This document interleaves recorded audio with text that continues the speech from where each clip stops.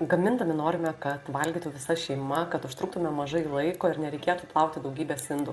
Tai būtent šis receptas atitinka visus šiuos kriterijus ir negana to turi daug baltymų, daržovių ir yra sveikatai palankus. Risotas dažnai skamba kaip labai sudėtingas receptas, bet jeigu mes panaudosime kitus ryžius ir gaminsime paprastuoju troškinio būdu, tikrai gausime skanų ir sveikatai palankų vištienos ir daržovių risotą, kurį valgys visa šeima. Vištienos filė supjaustyk nedideliais gabaliukais, taip pat kalafiorą suskirstyk į mažus žiedinėlius, morką supjaustyk plonais šiaudeliais, įkaitink keptuvę su ypač tyru alyvuogių aliejumi, sudėk vištieną ir kepink, kol apskrus ant pakankamai aukštos temperatūros.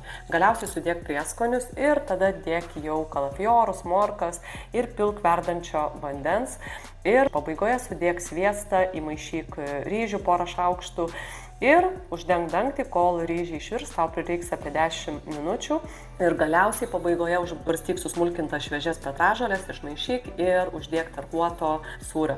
Išmaišius gali tiekti visai šeimai, pažadu tikrai patiks. Patiko mano receptas, nori mano receptų daugiau, spausk like, dalinkis su draugais ir rašyk komentare, gaminsiu. Daugiau mano receptų, mitybos patarimų rasi sveikatai palankus svetainėje, kurios naujienas prenumeruok ir būk pirmas, kuris sužinos naujausią informaciją, gaus nuolaidas, gaus patarimus, kaip gyventi ir valgyti sveikai.